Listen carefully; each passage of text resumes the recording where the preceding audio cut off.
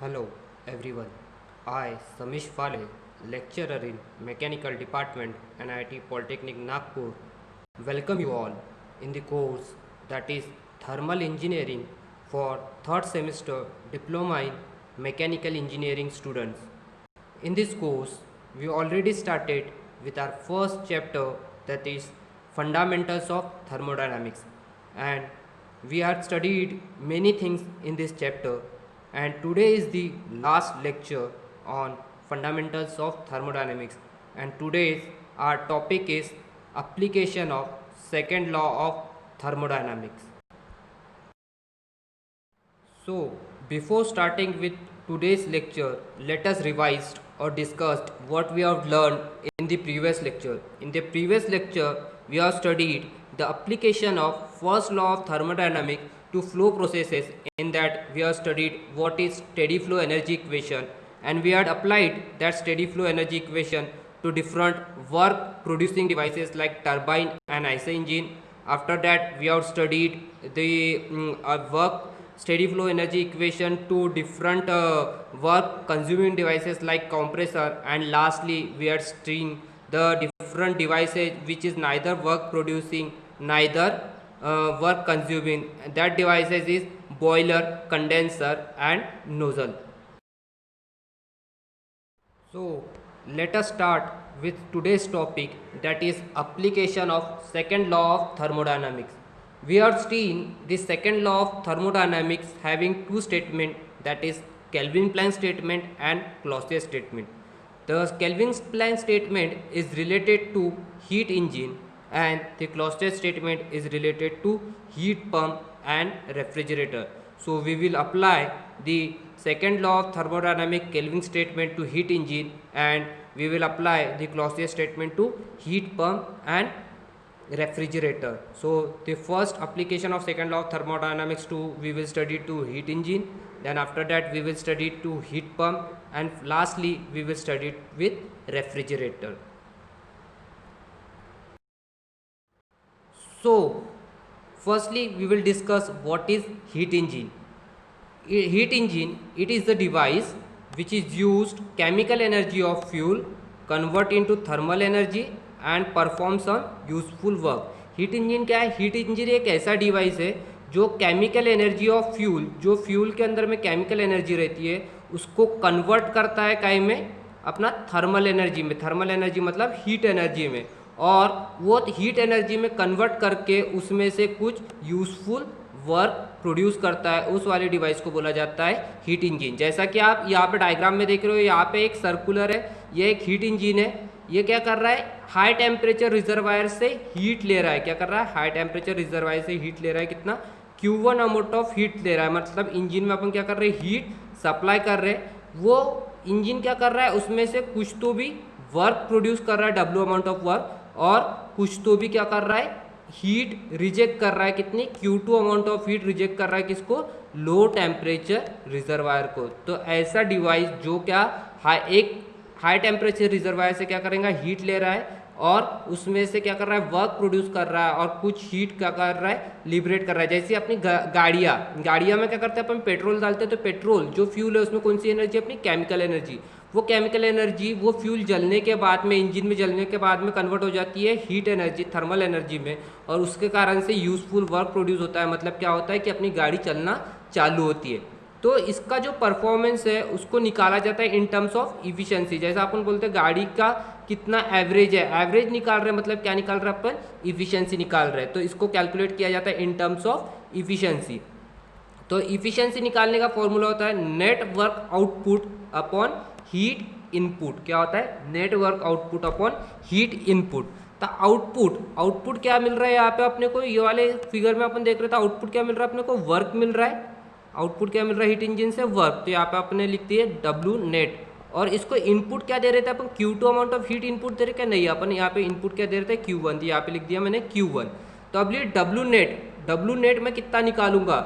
W net कितना निकालूंगा मैं? Q1 अमाउंट ऑफ हीट दे रहा हूँ, वो Q1 अमाउंट ऑफ हीट काय में कन्वर्ट हो रही है? एक तो W amount of work produce कर रहा है, प्लस क्या ही कर रहा है वो? Q2 amount of heat reject कर रहा है. तो अगर मेरे को W निकालना है तो W निकालने के लिए फॉर्मूला क्या हो जाएगा, W इक्वल्स टू ये Q1 as it is equals to के इधर साइड रहेगा तो ये हो जाएगा Q1, ये प्लस Q2 इधर साइड में इक्वल्स टू के इधर लेके जाऊंगा तो क्या हो जाएगा, ये माइनस Q2।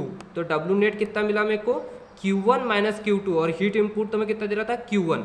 अगर मैं इसी को टेम्परेचर के टर्म्स में लिखता हूँ तो टेम्परेचर के टर्म्स में क्या हो जाएगा, Q1 Q1 से रिलेटेड टेम्परेचर कौन सा कहाँ से निकल रहा था, ये हाई टेम्परेचर रिजर्वायर से था। हाई टेम्परेचर रिजर्वायर का टेम्परेचर कितना है, T1, तो यहाँ पे लिख दिया मैंने T1।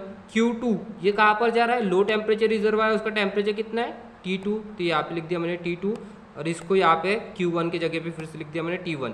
इसको अगर मैं सेपरेट करूंगा तो T1 बाई T1 क्या हो जाएगा, 1 माइनस T2 अपॉन T1। तो ये फॉर्मूला हो गया मेरा काय का, इफिशियंसी निकालने का, किसका, हीट इंजन का। तो हीट इंजन की इफिशियंसी निकालने का फॉर्मूला क्या है, 1 minus T2 upon T1, where Q1 is nothing but क्या हो गया, heat added to system. Q1 क्या है, heat added to system.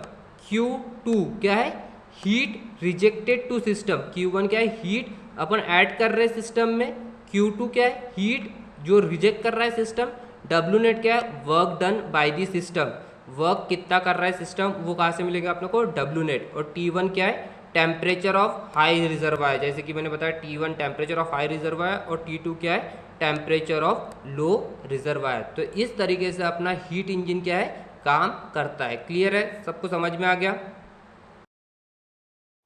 Late us discuss the second law of thermodynamics to heat pump. अभी इसके पहले अपन ने एप्लीकेशन देखा सेकेंड लॉ ऑफ थर्मोडायनेमिक्स का, किसका, हीट इंजन को। हीट इंजन में क्या हो रहा था, हीट दे रहे थे अपन, वो हीट वर्क में कन्वर्ट हो रही थी, और कुछ हीट क्या हो रही थी, रिजेक्ट हो रही थी। तो नेक्स्ट डिवाइस जो है वो अपना क्या है, हीट पंप है। तो हीट पंप देखते हैं क्या है। हीट पंप क्या है, it is a device which transfer heat from colder body to hotter body to maintain the temperature of hot body by using mechanical energy। मतलब हीट पंप क्या है, एक ऐसा डिवाइस है जो कोल्ड बॉडी से हॉट बॉडी को क्या देगा, हीट देगा। जो कोल्ड बॉडी से हॉट बॉडी को क्या करेगा, हीट को ट्रांसफर करेगा। काय के लिए ट्रांसफर कर रहा है, to maintain the temperature of hot body का टेम्परेचर मेंटेन करने के लिए हीट पंप क्या करता है, कोल्ड बॉडी से हॉट बॉडी को हीट देता है। पर अभी अपने को पता है, क्लॉसियस स्टेटमेंट ने बोला था कि लो बॉडी से हाई टेम्परेचर रिजर्वायर में हीट नहीं जा सकती है खुद ब खुद, कब तक के, जब तक कि अपन क्या करेंगे, कुछ वर्क ट्रांसफर नहीं करेंगे। तो यहाँ पर बोला है बाय यूजिंग मैकेनिकल एनर्जी। कौन सी एनर्जी यूज़ करता है heat pump, mechanical energy use करता है। काय के लिए, लो टेम्परेचर से हाई टेम्परेचर को हीट ट्रांसफर करता है। वो काय के लिए ट्रांसफर कर रहा है, हाई टेम्परेचर हॉट बॉडी का टेम्परेचर मेंटेन करने के लिए। तो जो इसका परफॉर्मेंस है, जो हीट पंप का परफॉर्मेंस है, वो निकालते हैं अपन in terms of coefficient of performance. जो हीट पंप का जो परफॉर्मेंस निकालते हो, काय के टर्म्स में निकालते हैं अपन, in terms of coefficient of performance. जबकि अपन ने हीट इंजन का काय के निकाले थे, इन टर्म्स ऑफ इफिशियंसी। क्योंकि इफिशियंसी इसलिए निकालते हैं, वहाँ पे पूछते हैं अपन एवरेज कितना है, गाड़ी कितना आउटपुट प्रोड्यूस करके देंगी। हीट पंप में अपन एवरेज बोल रहे कि कितना एवरेज है, नहीं, यहाँ पे क्या बोलते हैं अपन, अपने को जो चाहिए डिजायर्ड इफेक्ट, जो अपने को आउटपुट चाहिए वो मिल रहा है कि नहीं मिल रहा है। इसलिए इसका जो परफॉर्मेंस निकाला जाता है वो किसके टर्म्स में निकाला जाता है, कोएफिशिएंट ऑफ परफॉर्मेंस के टर्म्स में। किसके टर्म्स में निकाला जाता है, कोएफिशिएंट ऑफ परफॉर्मेंस के टर्म पे। तो COP का फॉर्मूला होता है desired effect upon net work done. COP का फॉर्मूला क्या है, desired effect upon net work done. तो इसमें देखो अपन क्या कर रहे हैं, लो टेम्परेचर रिजर्वायर से हीट निकाल रहे हैं, जैसा मैंने बताया, हाई टेम्परेचर रिजर्वायर को दे रहे हैं, और ये करने के लिए मैं क्या कर रहा, कुछ तो भी वर्क कंज्यूम कर रहा है। तो अभी इसमें डिजायर्ड इफेक्ट क्या होगा, डिजायर्ड इफेक्ट मतलब मेरे को ये चाहिए। तो हीट पंप का डिजायर्ड इफेक्ट क्या है, maintain the temperature of hot body का टेम्परेचर मेंटेन करना, ये काम है किसका, हीट पंप का। तो हीट पंप का हॉट बॉडी का टेम्परेचर मेंटेन करने का काम है। तो हॉट बॉडी का टेम्परेचर कौन मेंटेन करेगा, Q2 मेंटेन करेगा क्या, कि वर्क मेंटेन करेगा, कि Q1 मेंटेन करेगा। हॉट बॉडी का टेम्परेचर मेंटेन करेगा कौन, अपना Q1। जब अपन Q1 amount of heat pump high temperature reservoir को देगा, तभी अपना T1 अमाउंट ऑफ टेम्परेचर जो है वो क्या रहेगा, हरदम मेंटेन रहेगा। तो डिजायर इफेक्ट यहाँ पे क्या रहेगा अपना Q1। और नेट वर्क डन कौन सा है, ये तो W जो दे रहे हैं अपन वही, तो ये क्या हो जाएगा अपना desired effect Q1 minus work done. अभी वर्क डन जैसा मैंने बताया कैसा होगा वर्क डन W अपन दे रहे हैं, तो W क्या हो रहा है, ट्रांसफ़र कर रहा है क्या, Q1 amount of heat transfer कर रहा है हीट पंप से, माइनस इसमें क्या रहे थे Q2 अमाउंट ऑफ हीट आ रही थी। तो वर्क डन क्या होगा अपना, net work done Q1 minus Q2। अगर इसको मैं टेम्परेचर के टर्म्स में लिखूंगा तो Q1 का टेम्परेचर कौन सा, हाई टेम्परेचर रिजर्वायर T1, यहाँ पे T1 और यहाँ पे माइनस T2। तो COP निकालने का फॉर्मूला अपना हीट पंप के लिए क्या रहेगा, T1 upon T1 minus T2। तो हरदम अपना हीट पंप का फॉर्मूला याद रखना, COP निकालने का क्या रहेगा, T1 upon T1 minus T2। Clear है, समझ में आया सबको। तो चलो नेक्स्ट देखते हैं अपना application second law of thermodynamics का, किसको, रेफ्रिजरेटर। तो सबसे पहले देखते हैं रेफ्रिजरेटर होता है क्या है। रेफ्रिजरेटर क्या है, it is a device which transfer heat from colder body to hotter body. Same heat pump के जैसी है, कोल्ड बॉडी से हीट ट्रांसफर कर रहा किसको, हाई टेम्परेचर हॉट बॉडी को, to maintain the temperature of cold body. पर इसमें क्या कर रहा है, इसका आउटपुट क्या है कि लो जो कोल्ड बॉडी का टेम्परेचर है उसको मेंटेन करने का काम किसका है, रेफ्रिजरेटर का। हीट पंप में कौन सी बॉडी को मेंटेन कर रहा था, वो टेम्परेचर हाई टेम्परेचर मेंटेन कर रहा था, जबकि अपना रेफ्रिजरेटर क्या मेंटेन करता है, लो टेम्परेचर, जो कोल्ड बॉडी का टेम्परेचर उसको मेंटेन करने का काम है किसका, रेफ्रिजरेटर का। तो हीट पंप और रेफ्रिजरेटर में डिफरेंस समझ में आया। हीट पंप क्या करता है, हाई टेम्परेचर हाई बॉडी का टेम्परेचर को मेंटेन करता है, कैसा, कोल्ड बॉडी से हीट लेके, जबकि रेफ्रिजरेटर क्या करता है, कोल्ड बॉडी का टेम्परेचर मेंटेन कर रहा है, कैसे, खुद की हीट निकाल के किसको दे रहा है, हाई टेम्परेचर रिजर्वायर को।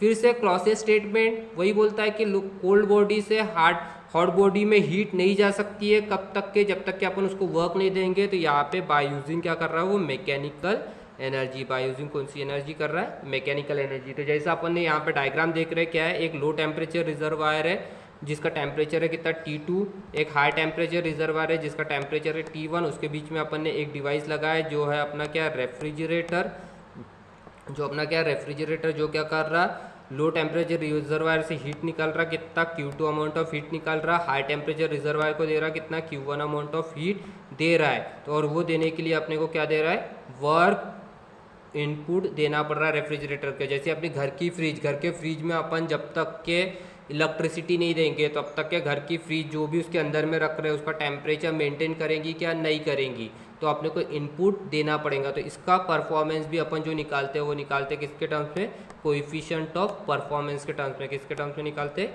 कोएफिशिएंट ऑफ परफॉर्मेंस के टर्म्स में, मतलब COP के टर्म्स में। COP is nothing but coefficient of performance. क्यों इसका कोएफिशिएंट ऑफ परफॉर्मेंस के टर्म्स में निकाल रहे, एफिशिएंसी की इसमें क्यों निकाल रहे, क्योंकि इसमें भी अपन को क्या है, डिजायर्ड इफेक्ट, मतलब अपना काम क्या है कि लो टेम्परेचर मेंटेन करना, लो बॉडी का टेम्परेचर को मेंटेन करना काम है अपना रेफ्रिजरेटर का। इसलिए इसका परफॉर्मेंस अपन निकालते क्या है, कोएफिशिएंट ऑफ परफॉर्मेंस। और कोएफिशिएंट ऑफ परफॉर्मेंस का फॉर्मूला क्या होता है, desired effect upon net work done, desired effect upon net work done.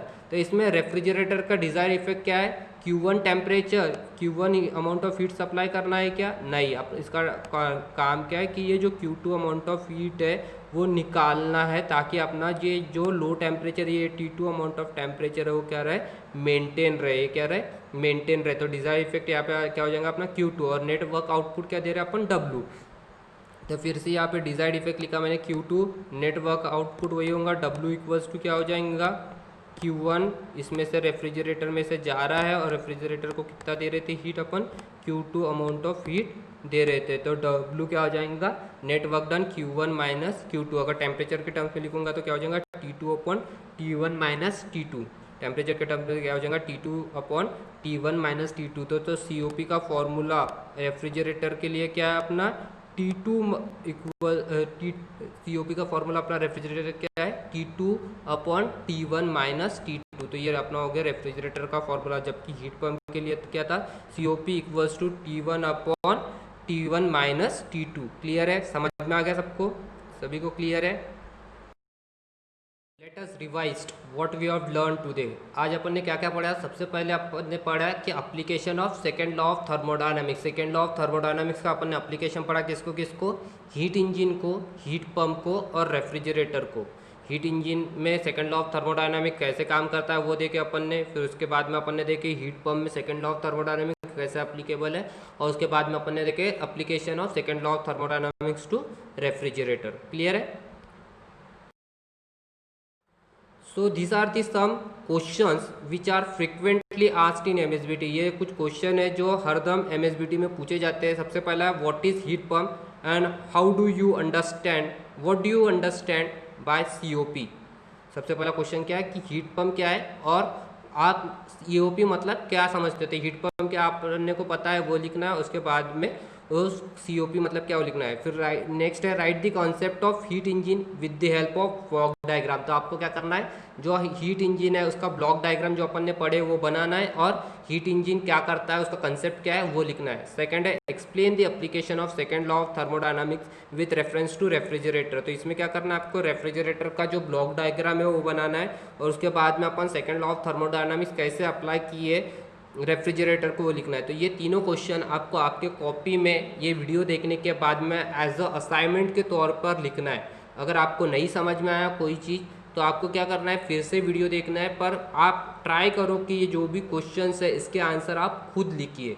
जब तक कि आप खुद नहीं लिखोगे, आप इन्वॉल्व नहीं होंगे, आपको मज़ा नहीं आएगा पढ़ने के लिए। तो आप खुद इन्वॉल्व हुए हो जाइए इसमें, आपको बहुत मज़ा आएगा, बहुत इंटरेस्टिंग सब्जेक्ट है। तो क्लियर है? तो आपको ये तीनों क्वेश्चन के आंसर्स लिखना है। क्लियर है?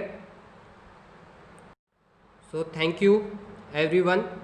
आज अपना फर्स्ट चैप्टर कंप्लीट हुआ है। अगर आपको किसी को भी कुछ भी डाउट है कोई भी वीडियो में फर्स्ट चैप्टर से रिलेटेड, तो आप मुझे डायरेक्टली कांटेक्ट कर सकते हो। मेरा कांटेक्ट इन्फॉर्मेशन यहाँ पर दिया हुआ है। So thank you and happy learning.